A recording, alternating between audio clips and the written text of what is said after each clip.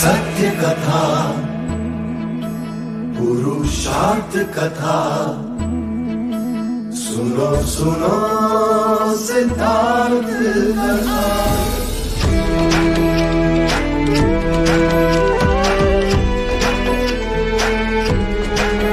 संसार में दुख का कारण क्या, संताप शोक का निवारण क्या। संसार में दुख का कारण क्या, संताप शोक का निवारण क्या। इस खोज में सब कुछ त्याग दिया, हर वैभव से वैराग लिया।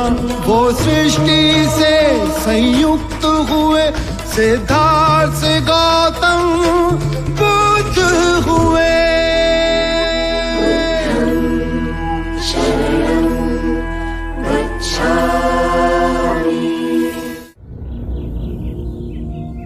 शाक्य मुनि,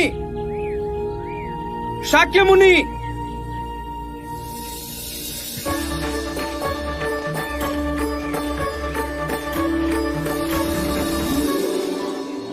अति शुभ समाचार है। सुदत्त मन के बहुत पक्के हैं। जो उन्होंने ठान लिया वो अवश्य किया होगा। सुदत्त बड़े लजीले हैं, वे स्वयं कुछ नहीं कहेंगे, लेकिन मैं पूरी घटनाक्रम बताऊंगा। हम दोनों को श्रावस्ती का जैत वन विहार के लिए अति शुभ लगा, किंतु कौशल नरेश प्रसन्नजीत, जिन्होंने ये वन अपने पुत्र जैत को भेंट किया था, वो इसे बेचने के विरुद्ध थे। प्रसन्नजीत ने अपने मन में आपसे पुराना वैमनस्य पाल रखा है। जैसे ही सुदत्त ने प्रसन्नजीत को जैत वन बेचने का प्रस्ताव रखा, वे एकदम क्रोधित हो गए। होश में तो हो सिद्धार्थ, पता भी है क्या मांग रहे हो? जेठवन महाराज, अपने गुरु बुद्ध के विहार के लिए मुझे ये स्थान उचित लगा।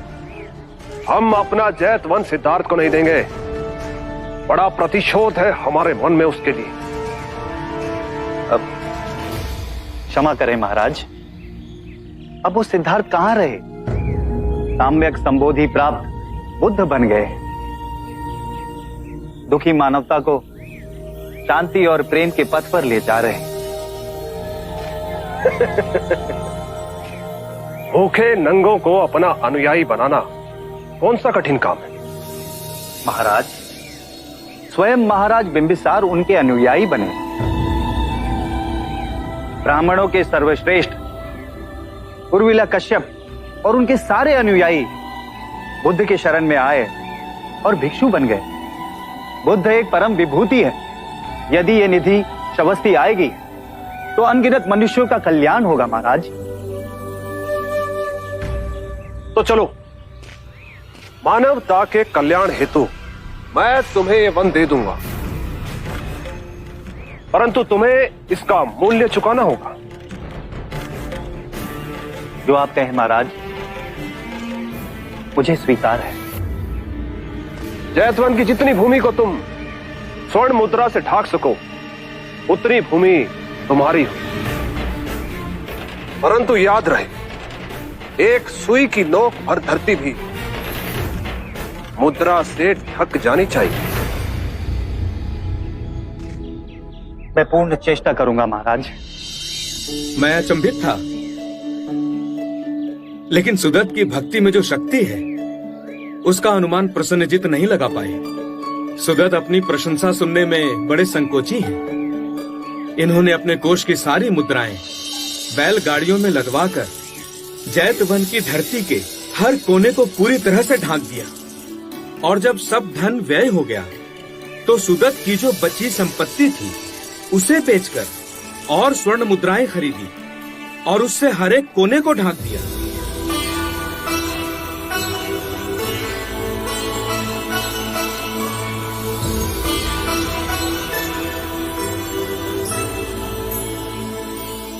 हमें विश्वास था कि तुम हमारी कठिन शर्त पूरी नहीं कर सकोगे। मुझ में इतना सामर्थ्य भी कहां था महाराज। ये तो बुद्ध की कृपा है। कि मैं अपने दिए हुए वचन को पूर्ण कर सका। सिद्धार्थ से तुम इतने प्रभावित हुए सिद्धार्थ कि जीवन की पूंजी अपनी सारी कमाई दांव पे लगा दी। सिद्धार्थ नहीं रहे वो। हम असंख्य सोए हुए मनुष्यों में केवल एक ही है जो जाग गया है, बुद्ध बन गया है। बुद्ध के जहां जहां चरण पड़ेंगे वो धरती पावन हो जाएगी, तीर्थ बन जाएगी। यदि आपने मुझसे मेरे प्राण भी मांग लिए होते तो वो भी मैं भेंट कर देता। फिर ये धन तो बहुत तुच्छ है महाराज। व्यक्ति के नाम के अनुसार उसके गुण, उसके आचरण बहुत कम मेल खाते हैं, परंतु जैसे तुम हो उतना ही शुभ तुम्हारा नाम भी है, अनाथ पिंडिका। अनाथ, जो दीन है, जो क्षीण है, उनके लिए तुम्हारी पिंडिका सर्वदा खुली रहेगी। युग बीतेंगे परंतु तुम्हारे नाम का यश कभी नहीं मिटेगा। प्रेम से दिया हुआ रूखा सूखा भी रुचिकर हो जाता है। तुमने तो अपना तन, मन, धन सब कुछ लुटा दिया। आभार तुम्हारी इस मैत्री का। आप जेतवन पधारेंगे ना बुद्ध? अवश्य, मैं जेतवन अवश्य पधारूंगा। अभी आप अपने आश्रम में जा विश्राम कीजिए, हमें भिक्षाटन के लिए जाना है।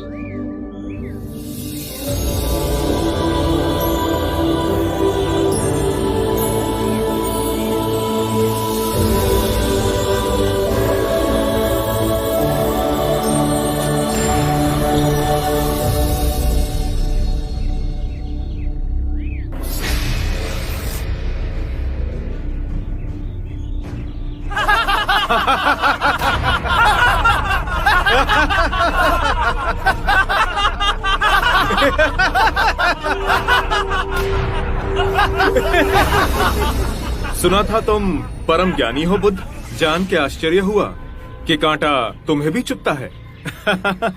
अब तो गली गली ये बात ना उठेगी कि तुम तो कोई पहुंचे हुए महात्मा हो। ये कांटे हमने बिछाए हैं। इस गांव में तुम्हारा स्वागत नहीं। हर दिन अनाज भिक्षा में मांग कर ले जाते हैं। चलो चलो, दूसरे गांव का रास्ता लो। मेरा आप लोगों से अनुरोध है कि मुझे अपने गांव में भिक्षाटन करने दें।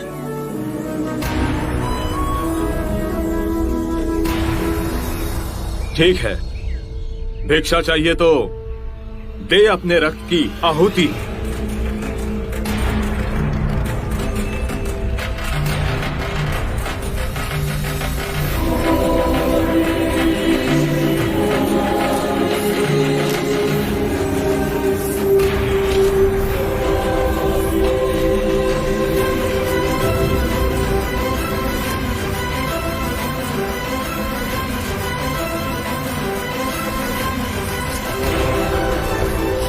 सुमित, रास्ता बुहारा तो इस गांव से तेरा दाना पानी उठ जाएगा।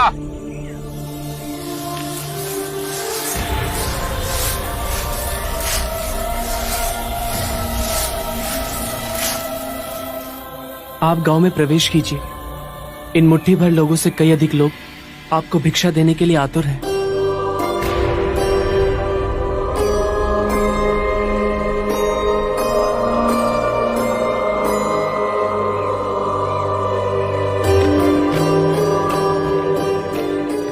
आप मुझे ना छूए, हाँ? नहीं तो मेरी छाया भी पड़ी आप दूषित हो जाएंगे। क्यों दूषित हो जाऊंगा मैं? तुम भी हम सभी की तरह मनुष्य ही हो, और एक मनुष्य का स्पर्श दूसरे मनुष्य को कैसे दूषित कर सकता है? केवल लालच, घृणा, मोह, तृष्णा, हम ही मनुष्य को दूषित करते हैं। और तुम जैसा मनुष्य जिसमें इतना प्यार भरा हो, वो केवल दूसरों को सुख ही दे सकता है, दुख नहीं। कैसे महात्मा हो तुम? तुम्हें तो जाति वर्ण का ज्ञान भी नहीं है। चोला पहने कोई सन्यासी नहीं होता। अरे पाखंडी हो तुम, पाखंडी। जो मानव से उसकी मानवता को छीनता है, पाखंडी वो होता है। यदि मुझे पाखंडी कहे आप सभी को संतोष मिलता है तो ये उचित है, परंतु इस मनुष्य में भी हमारी तरह प्राण बसे।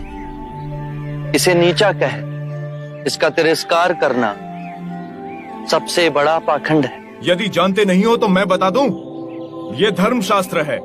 पाखंड कैसे हुआ?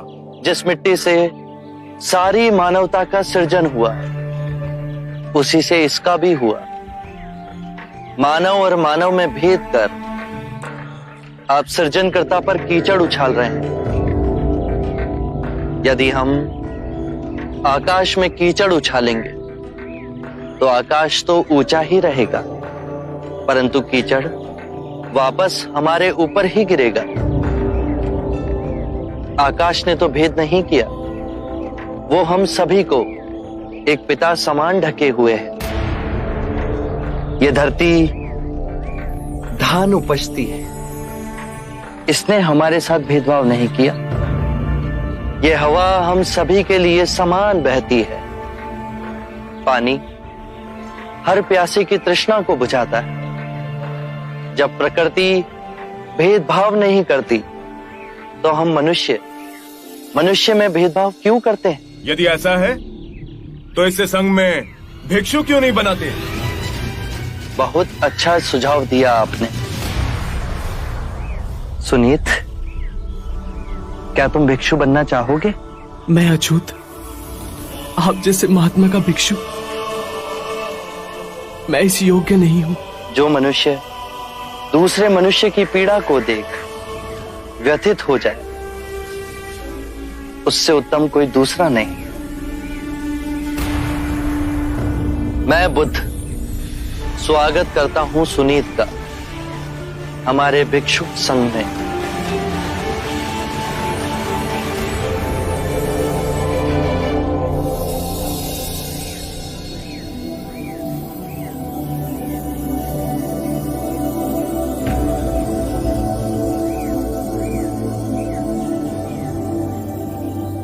सारा जीवन किसी ने दया के दो शब्द ना कहे मुझसे, और आज इतनी करुणा बरसी है।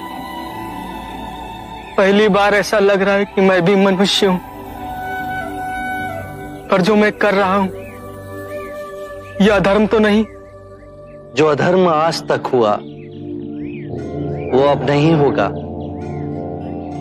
हर मनुष्य में चेतना का द्वार है, बस उसे ही अपनी संभावना को पाना है, अपनी गरिमा पे पुनः लौटना है। मेरा मार्ग प्रेम का है, वहां सबका सत्कार है। गंगा, यमुना, ऐरावती, सरयू, माही, ये सब नदियां हैं और ये सब अंत में वह सागर में मिल जाती हैं। वहां उनका ना भेद होता है ना ही नाम। उसी प्रकार जिस भी मनुष्य ने अपना गृह त्याग कर सत्य के पथ पर चलने का निश्चय किया, चाहे वो ब्राह्मण हो या क्षत्रिय, वैश्य या शूद्र ही क्यों ना हो, उसी महासागर में विलीन हो जाते हैं।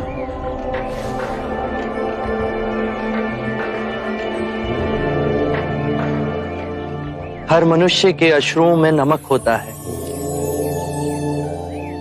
उसके लहू का रंग लाल होता है। ये भेद मनुष्य ने मनुष्य को उत्प्रेरित करने के लिए बनाए। आज मैं इन भेदों को काटता हूं। आज सुनीत को दीक्षा देना क्रांतिकारी होगा। हम पर बहुत से संकट आएंगे, हमें और तिरस्कृत किया जाएगा, पर सत्य आने वाली आंधी के सामने अडिग रहेगा।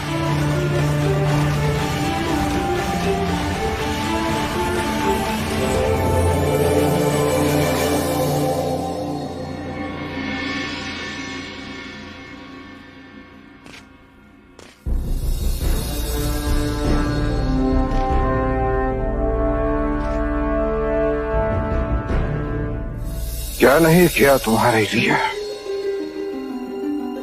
नई नगरी बनवाई, रोगियों से दुखियों से तुम्हें दूर रखा, गणिकाओं के बहुपाश में तुम्हें बांधने का प्रयास किया, जिससे तुम वैराग्य से दूर रहो। यशोधरा से विवाह करवाया, उससे पुत्र हुआ, परंतु मैं तुम्हें पान न सका। तुम बुद्धि। महाराज, महाराज, आप क्या कर रहे हैं?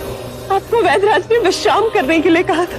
देख नहीं रही हो, मैं सिद्धार्थ से बात कर रहा हूं। महाराज, ये केवल मिट्टी की एक मूर्त है, सिद्धार्थ नहीं। हम भी तो इसी मिट्टी की मूर्त है। एक दिन इसी मिट्टी में मरना। देव, देव, देव, देव, देव।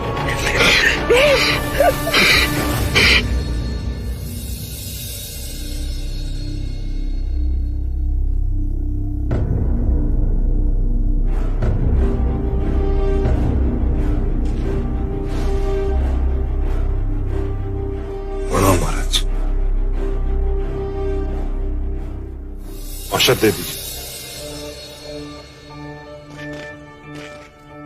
महाराज की दशा अत्यंत गंभीर है। मेरे विचार से आपको बुद्ध और सारे युवराजों को शीघ्र बुला लेना चाहिए। अमिताभ, चन्ना का जाना उचित होगा। तुम जाके चन्ना से कहो कि जितनी शीघ्र हो सके बुद्ध और युवराजों को लेकर आए। अवश्य। प्रजा, क्या मृत्यु से पहले अंतिम बार में सिद्धार्थ को नहीं देख पाऊंगा? ऐसे अपशकुन बातें मत कीजिए। आपको कुछ नहीं होगा पिताजी। वैद्यराज अभी अभी निरीक्षण करके गए। छोटा आश्वासन ना दो पुत्री, मेरे जाने का समय आ गया। देव, ऐसे मन छोटा मत कीजिए। मेरे पास समय बहुत कम है। सिद्धार्थ को देखने के लिए मेरे प्राण छटपटा रहे। देव, देव, क्या मैं राहुल और नंद को देखने से वंचित रह जाऊंगा? भाई महाराज, चन्ना बुद्ध को लेने निकल चुका है। सारे राजकुमार भी एक साथ ही आएंगे।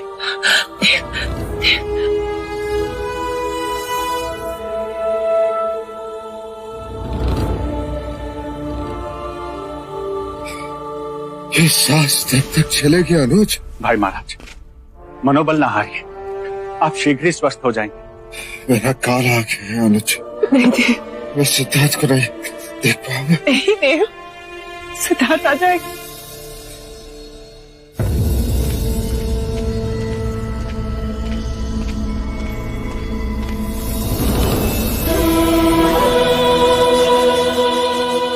बुद्ध, चन्ना, तुम? आपको और सभी युवराजों को शीघ्र अतिशीघ्र कपिल वस्तु प्रस्थान करना हो। हुआ क्या है चन्ना? महाराज शुद्धोधन अंतिम सांसें ले रहे हैं। आप सभी के अंतिम दर्शन करना चाहते हैं।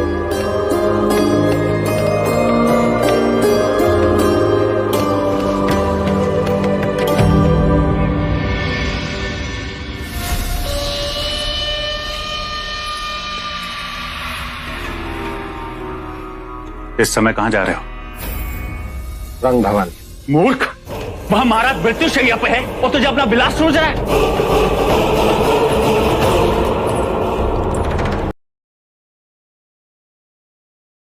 देवदत्त, तुम्हारा यहाँ रहना आवश्यक है। चन्ना को गए 5 दिवस हो गए। बुद्ध और बाकी सारे युवराज किसी भी समय यहाँ आ जाएंगे। और ऐसी परिस्थिति में तुम्हारी अनुपस्थिति ठीक नहीं होगी। महाराज किसी भी समय अपना उत्तराधिकारी घोषित करेंगे। हाँ पुत्र, मेरा ही नाम घोषित किया जाएगा। मंगला तुम ही इसे समझो। इसमें समझाना क्या है पिताजी, मैं ही राजा बनने के योग्य हूं, क्योंकि बाकी जितने भी प्रतिद्वंदी थे मेरे, वो तो भिक्षुक हो गए। देव, कुछ तो लोक लाज की शर्म करो।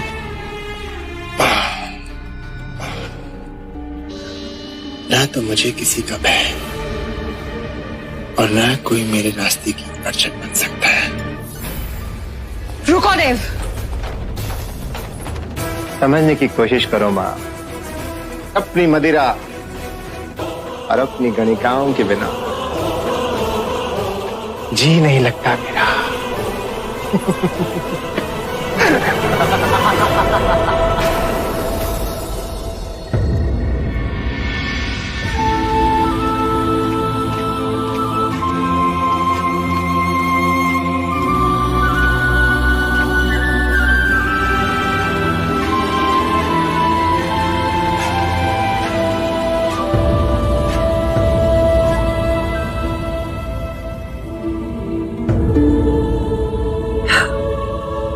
महाराज, महाराज, देखिए तो कौन आया।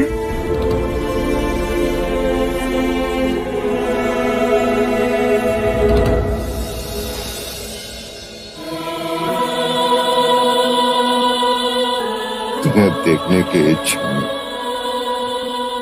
मैंने सांसें संभाल के रखी थी। पिताश्री, धीरे धीरे सांसें लीजिए। इस समय आपकी सांसें सबसे अधिक महत्वपूर्ण हैं। मैं, राहुल, नंद, आनंद, महानाम, हम सब आपके साथ सांसें लेंगे। जीवन की क्षण भंगुरता में मैंने अनुभव किया है, जीवन की तृष्णाओं में स्वयं को उलझा दिया तो आनंद कभी प्राप्त नहीं होता। सादा जीवन यदि व्यतीत करो तो आनंद प्राप्त होता है। सिद्धार्थ, तुम्हारे कपिल वस्तु से जाने के बाद महाराज ने सादा जीवन ही व्यतीत किया, तुम्हारे दिखाए हुए मार्ग पर ही चले। पिताश्री, आप मुझे देखिए, राहुल को देखिए, नंद को देखिए, बाहर लहलहाते पेड़ों को देखिए, उन पे हरे पत्तों को देखिए। आप ध्यान से देखेंगे तो पाएंगे कि जीवन कभी समाप्त नहीं होता, वो निरंतर चलता रहता है। वैसे ही आप मुझ में जीवित रहेंगे, राहुल में जीवित रहेंगे, नंद में जीवित रहेंगे। यहाँ जितने भी आपके प्रियजन हैं, उन सभी में आपकी जीवन ऊर्जा विद्यमान है। देखिए, राहुल आपके शरीर का ही अंश है।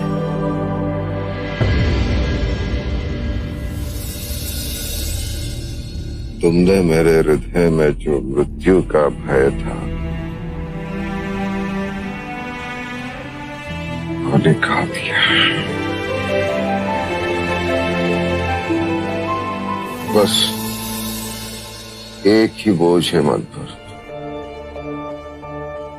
कि कपिल वस्तु का उत्तराधिकार किसे दिया जाए। शाक्यों को उनका महाराज न दे सका तो आप नंद को महाराजा घोषित कर दीजिए।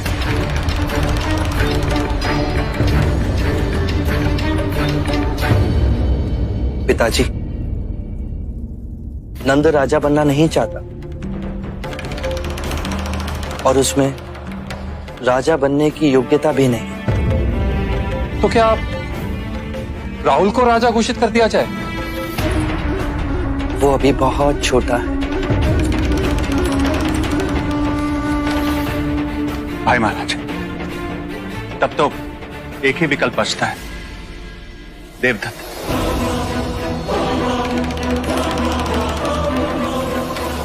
यदि आप चाहें तो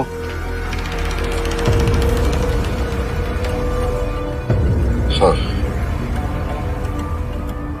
देवदत्त, अनुज, देवदत्त का बस आता ही होगा। वो कौशल सीमा पर निरीक्षण करने गया है। प्रेम मदिरा रास लीला रंग भवन में सब जगह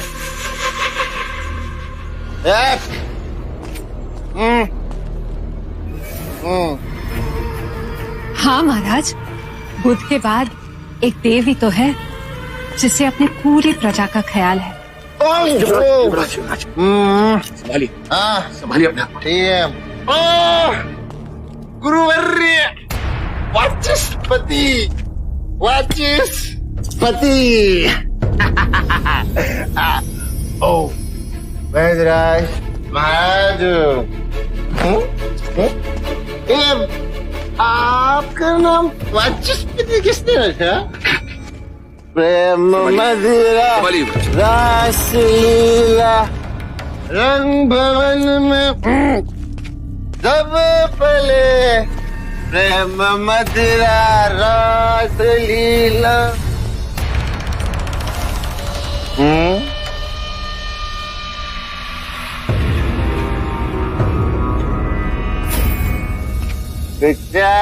नहीं।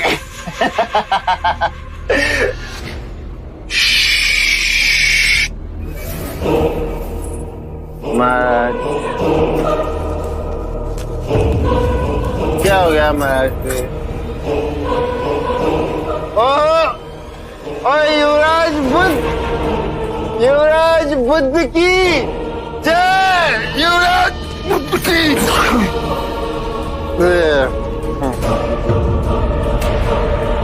युवराज बुद्ध की जय।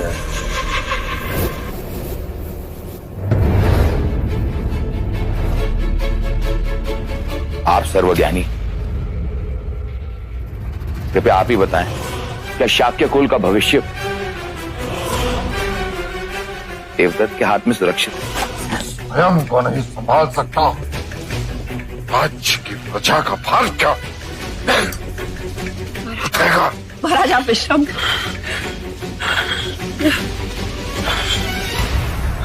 जिसे समय, स्थान और अवसर का ज्ञान न हो, उसके हाथों में लाखों लोगों का भविष्य सौंपना दुर्भाग्यपूर्ण होगा। कपिल वस्तु का उत्तराधिकारी युक्त किए बिना ही मेरी मृत्यु हो जाएगी। नहीं पिताश्री, एक व्यक्ति है जो निष्ठावान, कर्मार्थ, और मैंने स्वयं उसे परखा है।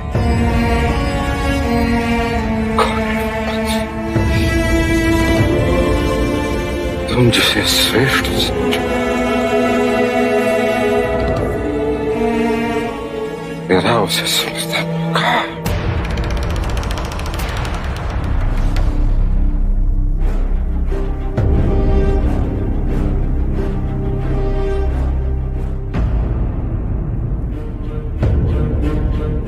लीजिए महाराज, और पहना दीजिए अपने उत्तराधिकारी को।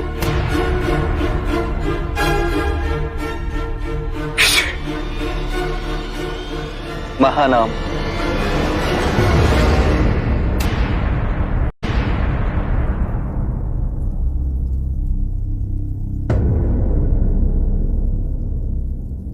महानाम, यहां आओ। चेस क्या मैं इसी योग्य हूँ? लीजिए महाराज।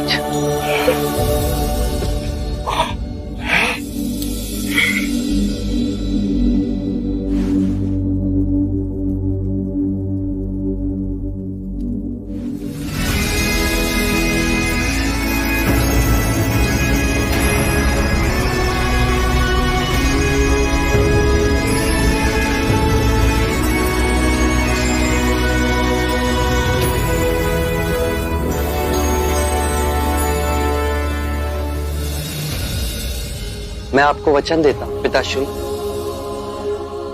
मैं तब तक कपिलवस्तु से नहीं जाऊंगा जब तक महानाम पूर्ण राजपाट संभाल नहीं लेता।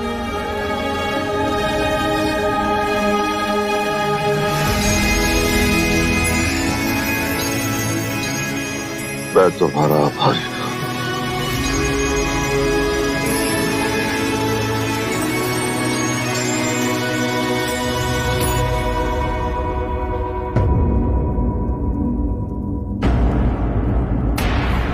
महाराज, महाराज, देव!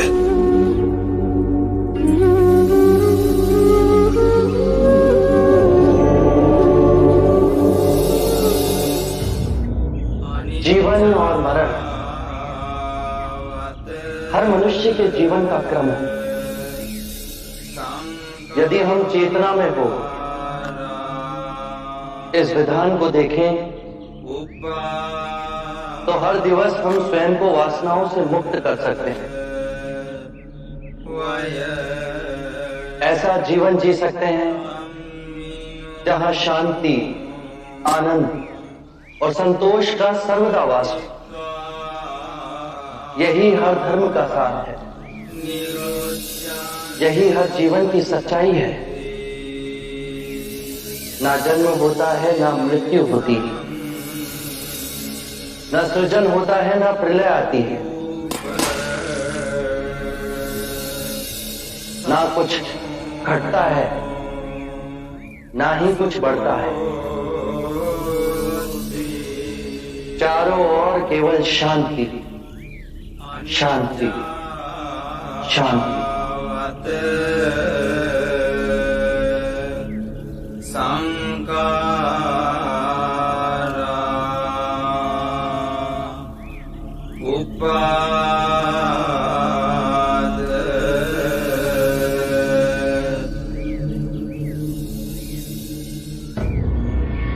मैंने पूरा जीवन महाराज शुद्धोधन और सिद्धार्थ के विरुद्ध षड्यंत्र रचा, न जाने कितने पापों का भागीदार बना। जानता है किस लिए? जानता है तुझे राजा बनाने के लिए। और विधि ने हमारे साथ ऐसा उपहास किया। महाराज शुद्धोधन और सिद्धार्थ स्वयं तुझे राजा बनाने को तैयार थे, और तू अपने पैरों पे खड़ा ना हो सका। लोग तो अपने पैरों पे कुल्हाड़ी मारते हैं, पर इसने तो कुल्हाड़ी पे ही पैर मार दिया। कितना रोका कि मर जा पुत्र, मर जा। अरे अवसर तो देख। नहीं, इसे तो रंग भवन जाने की आग लगी हुई थी। सिद्धार्थ राजा न बन सके, इसलिए सिद्धार्थ को मदिरा में डुबाने का प्रयत्न किया। गणिकाओं के रूप रंग में खो जाए, इसलिए रंग भवन भेजा। परंतु वो तो रंग भवन से भी अछूता लौटा है। हमारे भाग्य की विडंबना देखो मंगला, हमारा पुत्र स्वयं गणिका और मदिरा में फंस गया। केवल राज सिंहासन ही नहीं, मान सम्मान सब खो दिया इसने। बहुत सुना लिया आपने। शोक मनाना है तो चाहिए महादेवी प्रजापति के पास। तो क्या हुआ यदि बुद्ध ने मुझे सिंहासन नहीं दिया? जो शत्रु की तरह देखता भी सिंहासन छीनेगा।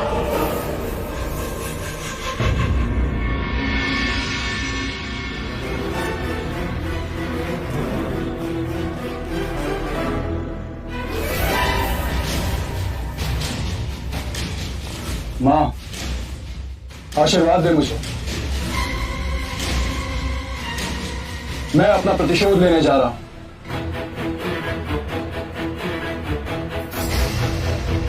आप किससे प्रतिशोध लेने जा रहे हो तुम? उस आम्रपाली से जिसने आपका संसार उद्ध्वस्त कर दिया। मैं उसके वैशाली नगर को जलाकर भस्म कर दूंगा। तुम प्रतिशोध में अंधे हो चुके हो। वैशाली को जलाकर क्या लाभ होगा? किंतु असंख्य मनुष्यों को हानि अवश्य होगी। युद्ध से हमेशा विनाश ही होता है। अपनी आंखों से अहंकार का पर्दा हटाओ अजातशत्रु। बुद्ध कहते हैं अल्प ज्ञान ही विवेकहीनता है। अब आप मुझे बुद्ध का उपदेश न दें। तो राजनीति की बात सुनो। मगध की प्रजा ये युद्ध नहीं चाहती है, तुम उन पर ये युद्ध थोप रहे हो। जब तुम विजयी होकर वापस आओगे तो ना तो कोई तुम्हारा स्वागत करेगा और ना ही कोई तुम्हारी जय जयकार अवश्य करेंगे। हाँ, अवश्य करेंगे। विधवा स्त्रियों का विलाप, अनाथ बच्चों का रोना और बूढ़े माँ बाप का कलाप, यही तुम्हारी जय जयकार करेंगे। माँ, तुम्हारे ये कटु शब्द मुझे कुछ करने पे विवश ना कर। मैं सत्य कहने से नहीं डरती। अगर तुम इस धरती के सम्राट भी बन जाओ ना, तो मेरे लिए वही अजातशत्रु रहोगे। इसके हाथ अपने पिता के रक्त से रंगे हुए हैं। मैं आशीर्वाद मांगने आया था। श्राप ना दूं ये वचन दिया था मैंने तुम्हारे पिता को। आशीर्वाद देने के लिए मेरे हाथ नहीं उठते। वाह, क्या भाग्य पाया है मैंने। जिस माँ के स्वाभिमान के मैं अपनी जान पर खेलने जा रहा हूँ, उस माँ के मुख से आशीर्वाद तो दूर, मेरे लिए अब शब्द निकल रहे हैं। ठीक है माँ, कई बार बताया है ना तूने कि तेरी कोख में मुझे मारने के कितने प्रयत्न किए गए। एक नवजात शिशु से उसकी माँ का दूध छीन विष देने का प्रयत्न किया। वो कहते हैं ना, जैसी माँ वैसा उसका पुत्र।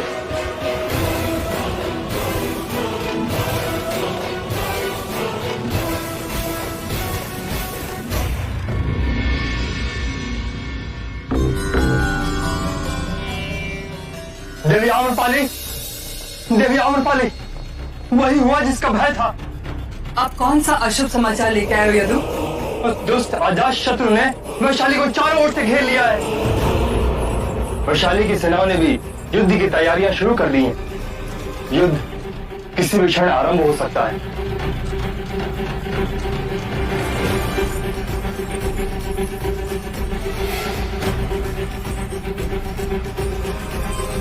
ये और मेरे सारे आभूषण ले जाओ और वैशाली के राजकोष में समर्पित कर दो, और मुझसे जो बन पड़ेगा मैं करूंगी, पर इस युद्ध में अपनी वैशाली को पराजित नहीं होने दूंगी मैं। महाराज बिंबिसार के शासन में ऐसा अनर्थ कभी न होता। वो बुद्ध के दिखाए मार्ग पे चले और वो अहंकारी अजातशत्रु प्रतिशोध के मार्ग पे चल रहा है। पर पराजय अजातशत्रु की ही होगी और इस अधर्म के युद्ध में वैशाली की विजय होगी।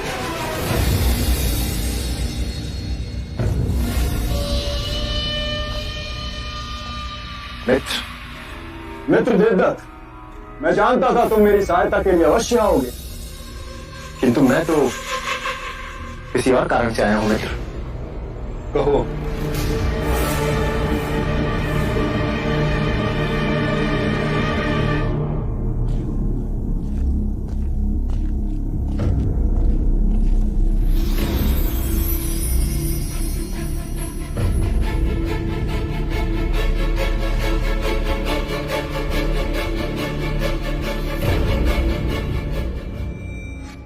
मित्र,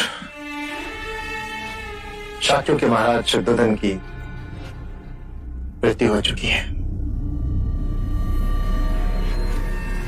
और उन्होंने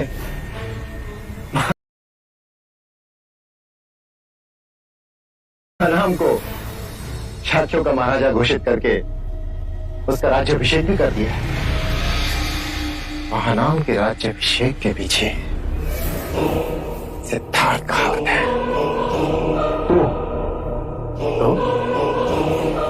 तो मित्र, इससे पहले कि महानाम शक्तियों की बागडोर अपने हाथ में अच्छी तरह से ले,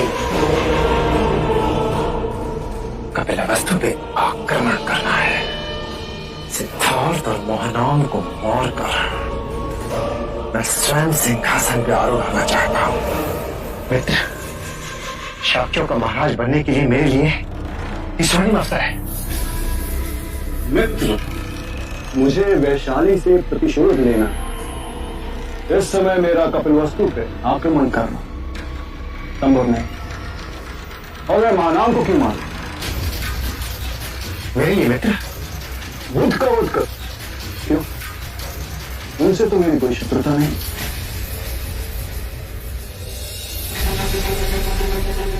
मित्र, जब तुम्हें मगध का तख्त पलट करना था तो मेरे विश्वसनीय सैनिकों ने वेश बदलकर तुम्हारी सहायता की थी। आज मुझे तुम्हारी सहायता की आवश्यकता है। वचन दिया था तुमने मुझे मित्र।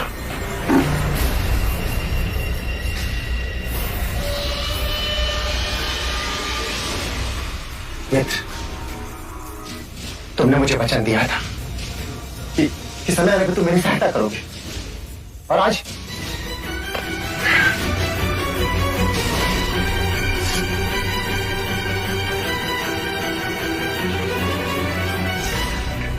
युद्ध में केवल तेज धार तलवार ही काम आती है। बिना धार की तलवार का क्या काम?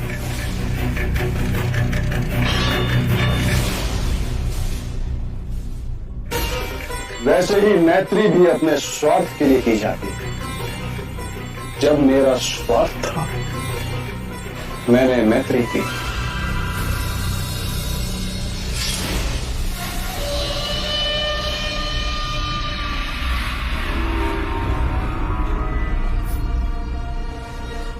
क्षत्रिय का वचन।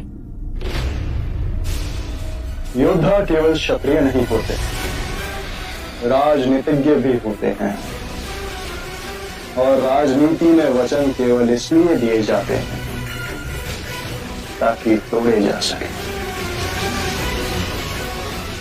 दूर से आए हो, थक गए हो गए मित्र, थोड़ा विश्राम कर लो।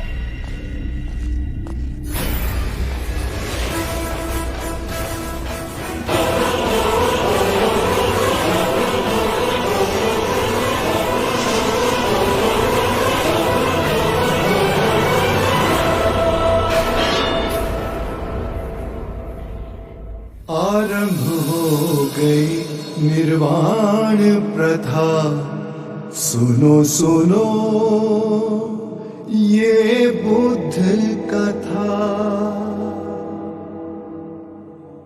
जीवन मरण हर मनुष्य के जीवन का क्रम है। यदि हम चैतन्य हो इस पूरे विधान को समझें तो हर दिवस ऐसा जीवन जी सकते हैं जहाँ शांति, सद्बुद्धि, आनंद, संतोष का सर्वदा वास होगा।